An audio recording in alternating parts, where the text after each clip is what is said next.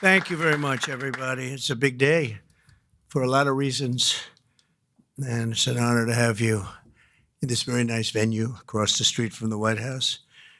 And thank you all for being here as we take a major step to ensure the United States is fully prepared to welcome the world to Los Angeles for the 2028 Summer Olympic Games. Very exciting day in my life when we got nominated and we ultimately got it. And I didn't think I'd be here for the games in this capacity, but it worked out that way. So I'm very happy about that. I had no idea that was going to happen. When we got it, I said, it's too bad I won't be president then, but sort of we took a very circuitous route, didn't we? In my first term, we were instrumental in helping the city of Los Angeles win the bid to bring the Olympic torch back to American soil, and today I will sign an executive order establishing the White House Task Force on the 2028 Summer Olympics, mobilizing the entire federal government to ensure the Games are safe, seamless, and historically successful. It's going to be amazing. I think it's going to be amazing. America is a nation of champions, and in July 2028, we'll show the world what America does best, and that's win. We're winning like we have never won before. You see that all the time. A year ago, we were not a country that was doing well, and now we're the hottest country anywhere in the world. I want to recognize several members of the task force, including our great Vice President, J.D. Vance. J.D., thank you very much. Thank you. Our equally great Attorney General, Pam Bondi. Pam, thank you very much, Pam. Secretary of Homeland Security, Christy Kerr. Christy Kerr. Do you know who Christy Kerr is? She's a friend of mine, great golfer. Christy, no, she's a better golfer than you. That's the only thing, but you're better at a lot of other things. But I want to thank you for being here, for doing an unbelievable job, really an unbelievable job. FCC Chairman, Brendan Carr. Brendan, thank you. Thank you, Brendan. Doing a great job. White House Chief of Staff, Susie Wiles, most powerful woman anywhere in the world. She's rated the most powerful woman in the world, and I agree with that. And Deputy Chiefs of Staff, Stephen Miller. Stephen, thank you. What happened to Stephen? We never want to miss Stephen. He's an MVP candidate. Dan Scavino, another MVP. James Blair, Taylor Budovich, and Nick Luna. Thank you all. Great group of people. They're going to be very much involved. I also am grateful to be joined by two of Team USA's strongest and fastest competitors, retired gold medalist and gymnast and member of the LA 28 Athletes Council, Nastasia Lukin. Nastasia, how are you, Nastasia? Good. I don't know you, but I've watched you. You're very talented. I would not want to do what you do. This is much easier, believe me. It's incredible what you've done, along with retired gold medal Paralympian, swimmer, and board member of the U.S. Olympic Committee, Brad Snyder. Brad, thank you very much, Brad. It's a great honor. Thank you. Chairman of the 2028 Olympic Games, Casey Wasserman, a friend of mine for a long time. Casey, thank you very much. Casey, great job. It's going to be amazing. LA's a little bit different place than it was when selected, but we're going to bring it back stronger than ever. I spoke to Casey about that. He said, nope, we're going to make it better than ever. It's going to be something that's going to make it even more important as a Olympic Games. It was an interesting conversation we had as the fires were raging. Is that right? And I appreciated that very much. And CEO Reynold Hoover. Reynold, thank you very much. Thank you very much. Great honor. I also want to welcome the chair of the U.S. Olympic Committee, Gene Sykes. Gene, thank you. Thank you, Gene, very much. And thank him for recently banning men from competing in women's sports. That's a big deal. Thank you very much. It's amazing the way I don't hear any applause for that when everyone feels it. It's a 97, don't worry about it. That's a 97-3. It's not 80-20, it's 97-3. But nobody wants to clap. It's crazy. The United States will not let men steal trophies from women at the 2028 Olympics, so we appreciate the fairness and everything else that you've shown. Also, With us today is LA 28 board member Reince Priebus and also Kevin McCarthy. I want to thank Kevin McCarthy and Reince. Thank you, Reince. And thank you, Kevin. And the LA Olympics is shaping up to be a wonderful moment for America. It's going to be incredible. It's so exciting. And with today's action, I'm directing the Department of State, the Department of Justice, the Department of Homeland Security, the FBI, the Secret Service, the Department of Transportation, and many other departments and agencies to use every tool at their disposal to ensure a fantastic, safe, and beautiful event. In 2028, the Olympics is bringing back our national pastime, baseball. Wow, that's great. With teams playing under the lights at the legendary Dodger Stadium, and it is legendary. It's beautiful, one of the most beautiful. Squash players will go head-to-head inside the world-famous Universal Studios. Triathletes will sprint beneath the sun shining down on Venice Beach. This will be one of the great venues. I mean, when you think of it, right? It's going to be so incredible. Soccer teams will face off at the legendary Rose Bowl. Sailors will race through the waters near the port of Los Angeles, and the opening ceremony will take place at the beautiful Memorial Coliseum, just like the Olympics of 1932 and 1984. That was something. Those were very important Olympics. 1932 was a very important Olympics, wasn't it, huh? For 8 straight consecutive summer games, no one has won more medals than Team USA, which is incredible. We want to keep it that way. Over the years, Team USA has won triple the number of Summer Olympic gold medals as the next closest country, and I'm confident that that's going to continue in 2028. That's an amazing achievement, by the way. Between the LA Olympics and the FIFA World Cup next year, we have the World Cup and we have the Olympics, got them both.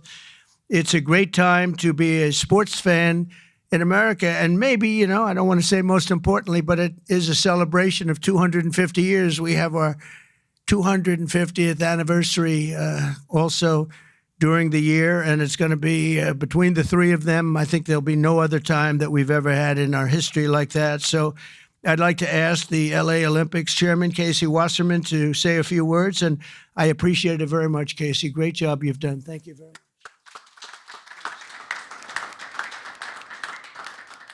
Thank you, Mr. President. Your support and the entire administration's support through this whole process has been truly extraordinary. In just 1,074 days, yes, we're counting, sir, the eyes of the world will be on this country as we open the 2028 Olympics. And it feels just like yesterday, and you were just president-elect in December of 2016, that you leaned into this process back then. And you've been supportive and helpful every step of the way, and we wouldn't be here without you, so we greatly appreciate all your support. Thank you very much. Our games plan is near final. We've announced a competition schedule. Some of the greatest brands in America have stepped up to support these Olympic Games as commercial partners. And now with the creation of this task force, we've unlocked the opportunity to level up our planning and deliver the largest and, yes, greatest games for our nation ever. We expect more than 150 heads of state will come to the Games. We'll host approximately 11,000 Olympic and 4,500 Paralympic athletes. They'll participate in 800 competitions at 49 competition venues. This will be the equivalent of producing 7 Super Bowls a day, sir, for 30 days. Yeah. But we are now focused more than ever on delivery, and we can't do this alone. I want to thank President Trump and the entire administration for their support and their partnership as we work to bring these games home. These will be truly America's games. We expect millions of fans from around the country to participate and attend events. And for the first time in history, we're going to take the Olympic torch relay to all 50 states. The most states it's ever gone to is 38, but in 2028, we will touch all 50 states. And sir, if you'd like to run on Park Avenue again to revisit history, you're more than welcome.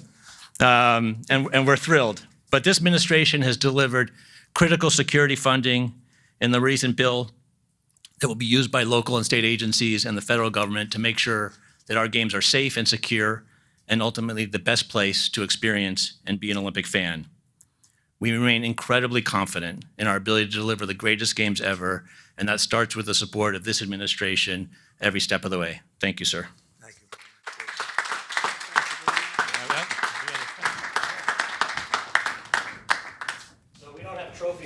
movement, but as you know, 1984 hosted the Olympics in Los Angeles, and someone we admired, President Reagan, both of us, presided over those, and you will preside over our games. So we have for you a full set of the 84 original medals.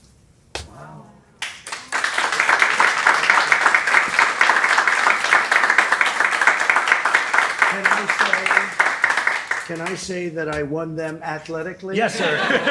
That would be a great Yes. honor. That's beautiful. Thank you sir. very much. Thank I you very appreciate much. it. Thank Thank you. you. Thank you very much. Appreciate it. You wanna sign Yep. it?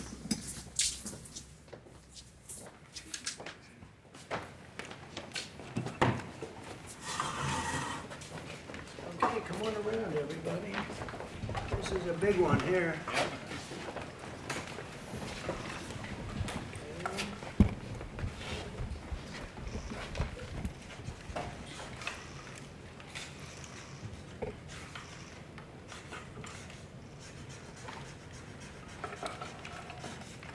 Pam, no auto pen.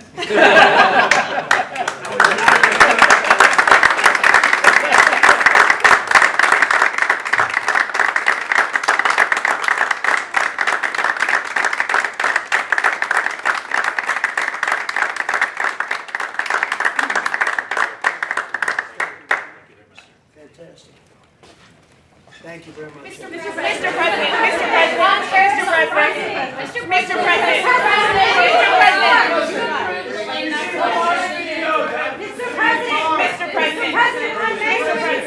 On that women's short, will the Department of Justice, Mr. President, will the Department of Justice press charges against any men that are posing as women? Excuse me. No, he called on me, but thank Go you. ahead, please. Thank you, Mr. President.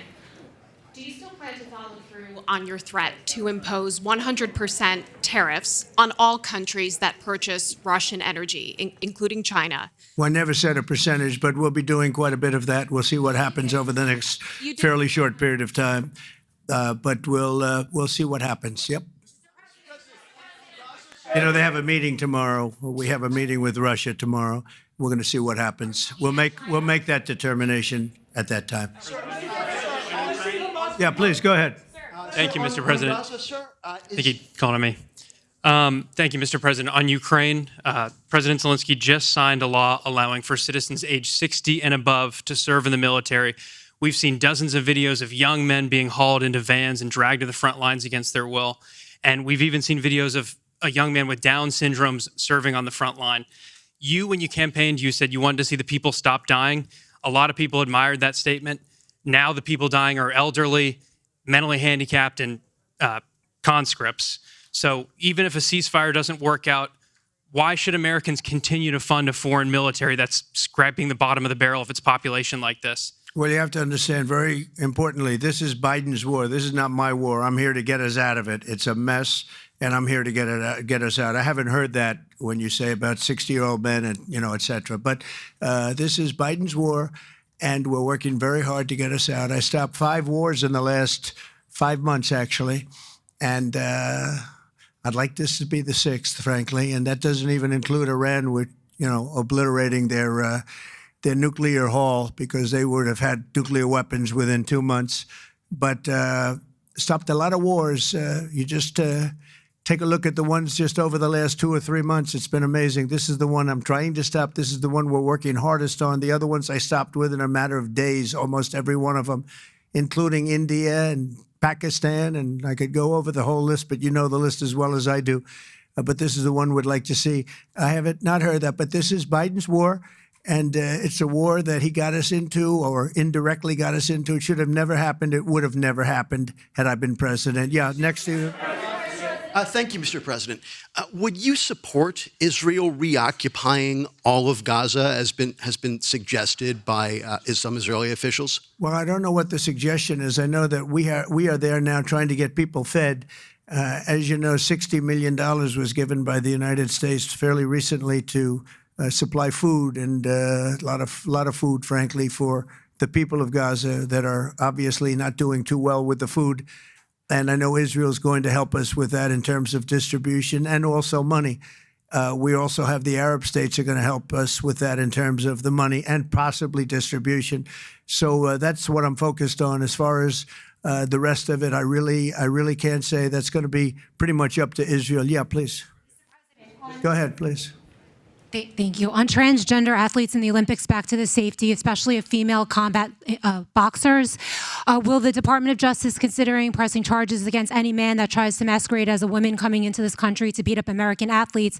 And secondly, would your administration consider genetic testing so that these people can prove that they're actually women competing? Well, I think there is going to be a very strong form of testing. As far as charges, I'd have to ask the Attorney General about that. I don't know. But there will be a very, very strong form of testing. And if the test doesn't come out appropriately, they won't be in the Olympics. Yes, ma'am, please. Go ahead, please. White. Thank you. Mr. President, do you believe that the U.S. committee would have made this decision on men and women's sports if you weren't president? And do you believe that this decision will stay in place once you are no longer president? I think they probably would have, because it just seems to be an issue that most people feel should be. I can't really say. You could have asked Chairman Wasserman. But I would say that, there's a possibility. It could go either way if you really want to know the truth. I feel strongly about it. I have. I ran a campaign, at least partially on that. That was one of the many issues that I talked about: open borders, the economy, taxes, all of the things. But that was certainly one of the issues. So I really can't. I really don't know. Could have gone either way. Please. Have you decided on a replacement for the Fed governor? For Fed governor, I'll be making that decision before the end of the week, and we'll either decide on one for permanence or the 4-month period, the term. There's a term of about a number of months. We have a couple of candidates. Everybody wants it, okay? It's not a couple, but we've narrowed it to a couple of candidates. And we've also, we're looking at the Fed chair, and that's down to 4 people right now. Very good. Well, I can tell you, because I've already said there's 2 Kevins and 2 other people, okay? Brian? Thank you, Mr. President. This has to do with the safety aspect of the Olympics. What can you do as a president to ensure that Southern California, the greater Los Angeles area, is safe from any fire danger, that the state clears away brush in state parks, the reason why this last fire happened in Pacific Palisades? What can you ensure for that? Well, as you know, Brian, we have, I've been fighting with them for a long time about allowing the water to come down from the Pacific Northwest, essentially. And we actually opened up that water pretty strongly. We got a lot of opposition from the governor. We opened it up anyway, and the water is coming down. That we want it opened further. They have a lot of water. They send it out into the Pacific Ocean in order to protect the smelt. It's a little tiny fish that's not doing very well, especially when they don't have water. They really do badly, okay? But it's a fish, environmentally protected, even though it's in many other areas. I think they just use that as an excuse to smelt. You'll check that out. But I think it's just an excuse. They've got to allow full water, and they're working with Lee Zeldin is really helping us a lot. But they've got to allow the full complement of water to come down from the Pacific Northwest. There is so much water. If Gavin Newsom let the water come down, see the way I pronounced his name properly for a change, if this guy allowed the water to come down from the Pacific Northwest, they have so much water they don't know what to do with it. All of those sprinklers would have gone on. All of those people with those beautiful houses with sprinklers in the ceilings and with the water, the fire pumps outside, all that water, they didn't have any water because they wouldn't let the water come down. There's so much water there. At first, when I got involved with this issue in my first term, I said to the congressman, they took me up because they wanted to show me the fields where they could farm 10 times more product.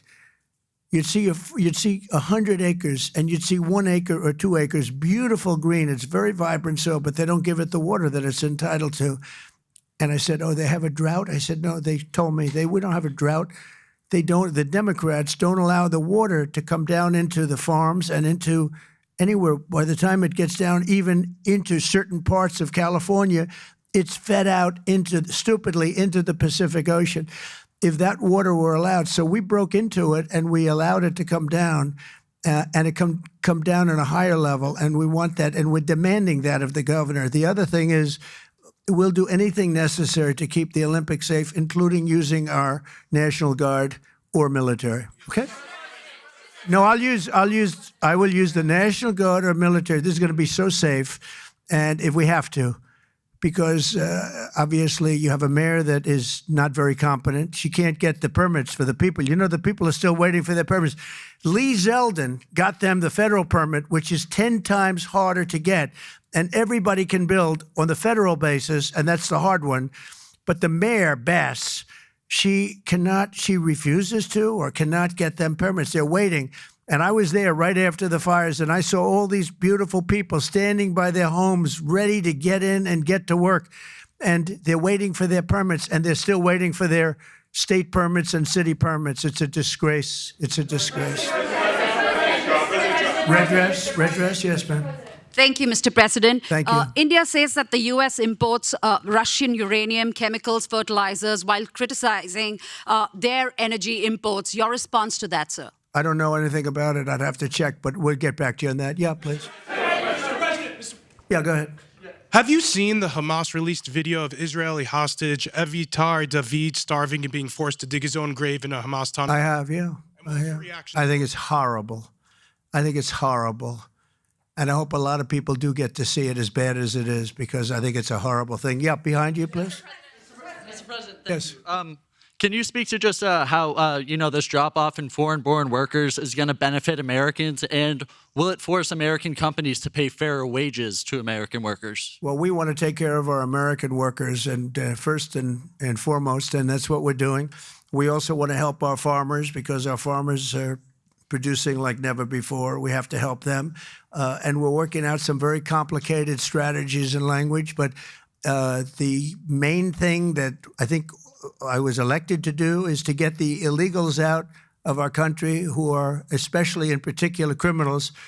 11,888 murderers were allowed into our country with Biden's open border policy, with our border czar, who never spoke to the Border Patrol, never went to the border one time. That's Kamala. And think of it. We have murderers. We have people coming in from all countries all over the world, from prisons in the Congo and Africa, from prisons all over South America, all over rough parts of Europe, all over Asia. They're pouring into our country. Not anymore. So we just announced we had our third consecutive month where we were rated 0 people. And these are, frankly, very liberal people that make up these charts. So I don't know what's wrong with them. They seem to not be doing their job for the Democrats. But I'm honored by the fact that they say it. We're very tough on the border. And people can come into our country, but they have to come in legally. So I think that we've done an amazing job, actually. But we have to get the criminals out of our country, murderers, drug dealers, gang members. They emptied prisons into our country. It's one of the reasons, I think, even beyond the economy, it's one of the reasons I got elected. It's really maybe the number one. I was between the economy and that. But, as I said before, our nation is doing really well, but we have to get these really bad people. They should have never been allowed in our country. Open border policy is for fools. We're the only country in the world with an open borders policy, but we don't have that anymore. We had 0 now for 3 months in a row. Peter? Thank you very much, President Trump. Nice to see you got off the roof all right. Yeah. You said this morning that you probably won't be running for a third term. This weekend, Secretary of State Rubio said that he thought J.D. Vance would be a great nominee. You could clear the entire Republican field right now. Do you agree that the heir apparent to MAGA is J.D. Vance? Well, I think most likely, in all fairness, he's the vice president. I think Marco is also somebody that maybe would get together with J.D. in some form. I also think we have incredible people, some of the people on the stage right here. So it's too early, obviously, to talk about it, but certainly he's doing a great job, and he would be probably favored at this point. And on Texas, if Texas redrawing their congressional map would get you 5 safe red seats, means that California, New York, Illinois, and Maryland are all going to redraw their maps to add safe. Well, they'll do it anyway. Is it worth it? Yeah, they'll do it anyway. Why? If we stop over there, they would have done it anyway. Look, a lot of these states, I watched this morning as Democrats are complaining, and they're complaining from states where they've done it, like in Illinois, like in Massachusetts. I watched this lunatic, Pocahontas. She's a total lunatic. I don't know what she's on. She's all jumping up and down like I've never seen anything like it, talking about supporting the communist mayor. And he's not a socialist. He's a communist, okay? This is not a socialist mayor. This is a communist. If you look at any of his policies and go back 6 months, you don't even have to go back further than that. So they want to put a communist in New York. Now, the good news is we have a lot of power over that because we're the ones with the money. We send the money. We don't send the money. It's up to the White House, a lot of power in the White House. But when I watched her jumping up and down, talking about that and supporting the communists, but if you look at what's going on with the redistricting or whatever you want to call it, the Democrats have done it long before we started. They've done it all over the place. They did it in New York. They did it in a lot of different states. But in Massachusetts, so somebody used this as an example today. I was interviewed this morning, and they said, it's pretty unfair. Trump got 40%. I'm not proud of that, but I think I probably got more, but that's okay. I got 40% in Massachusetts, and yet they have 100% of the vote in terms of Congress. So there's no Republican, there's no anything. So we should have 40%. You know why? They redistricted, and they've done it all over the place. And they've done it in California, by the way. Before this, they've done it in California. So we'll see what happens. We have a wonderful governor in Texas. He feels strongly about it. It's going to be up to him. I think there's tremendous support for it. And, we've watched the Democrats destroy our country in 4 years. They've destroyed, between their open borders that we talked about, transgender for everybody, all of the horrible things that they've done, high taxes, horrible medical provision for people. We've watched them destroy our country for 4 years, and people don't want that. And people in Texas, as you saw, I got the highest vote in the history of Texas. I love Texas. Texas likes me, obviously. But I got the highest vote, and that was checked out on the show. Did you see that, where they checked it out? They said he actually did get the highest vote in the history of Texas, which disappointed them. They were very disappointed to hear that. But Texas is a place that's done very well with a free enterprise kind of an attitude, with the exact opposite of what's happening in New York with a communist mayor. And they know what they're doing, and they're doing the right thing. Yeah. Two questions for you. Mr. President, thank you. Texas Senator John Cornyn is asking for your help to force Democrats back to the state and hold them accountable. Do you want the federal government and the FBI to help locate and arrest these Texas Democrats who have left the state? Well, I think they've abandoned the state. Nobody's seen anything like it, even though they've done it twice before. And in a certain way, it almost looks like they've abandoned the state. It looks very bad. Yeah, go ahead, please. Should the FBI get involved? Should the FBI get involved? Well, they may have to. They may have to. No, I know they want him back. Not only the Attorney General, the governor wants him back. If you look, I mean, the governor of Texas is demanding they come back. So a lot of people are demanding they come back. You can't just sit it out. You have to go back. You have to fight it out. That's what elections are all about. Yeah, please. Thank you so much, President Trump. Two questions for you. One, were you aware of and did you personally approve the prison transfer for Ghislaine Maxwell that your Justice Department? I didn't know about it at all. No, I read about it just like you did. And do you believe that she is? It's not a very uncommon thing. Do you believe that she's credible to be listening to? Your Deputy Attorney General sat down with her recently. Well, let me tell you, he's a very talented man. His name is Todd Blanche. He's a very legitimate person, very high, just a very highly thought of person, respected by everybody.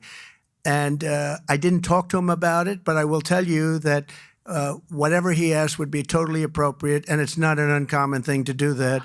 And I think he probably wants to make sure that, people that should not be involved or aren't involved are not hurt by something that would be very, very unfortunate, very unfair to a lot of people. But I will say this, Todd Blanche is one of the most highly respected people you'll ever meet. So I know this. I didn't discuss it with him, but anything he talked about with her, or the fact that he did that, not unusual, number one, and most importantly is something that would be totally above board. Please. Yeah, please, go ahead. Thanks, Mr. President. Mr. President, how much more would you like DOGE to cut from the federal government? Well, it's not so much DOGE anymore. And by the way, I have to say that somebody from DOGE was very badly hurt last night. You saw that. A young man who was beat up by a bunch of thugs in D.C. And either they're going to straighten their act out in the terms of government and in terms of protection, or we're going to have to federalize and run it the way it's supposed to be run. But it's not a question of DOGE. We have great people, secretaries and all, working with DOGE and cutting with I said with a scalpel as opposed with an axe. They're cutting with a fine-tooth comb, and they're getting rid of people that aren't doing their job, or bad people, or bad things, bad policy, et cetera, et cetera. And I think we've been very successful in that. And there's more cutting to do, but there's also more getting. We want smart people in government. Our country is doing great. I think we are doing probably, maybe in many ways, better than we've ever done before. You know, we're taking in trillions, not billions, trillions and trillions of dollars from other countries who, for years, took advantage of us. They took advantage of the United States like we were children, and that's not happening anymore. Now they're paying a lot of money, and they're paying hundreds of billions of dollars. Individual countries paying hundreds of billions of dollars. You're seeing what everybody else is seeing. And we have a lot of things we can do. You know, one of the questions asked of me this morning is, are you going to make a dividend to the people? And the purpose of what I'm doing is primarily to pay down debt, which will happen in very large quantity. But I think there's also a possibility that we're taking in so much money that we may very well make a dividend to the people of America. Thank you all very much. Thank you. Thank you very much. Thank you.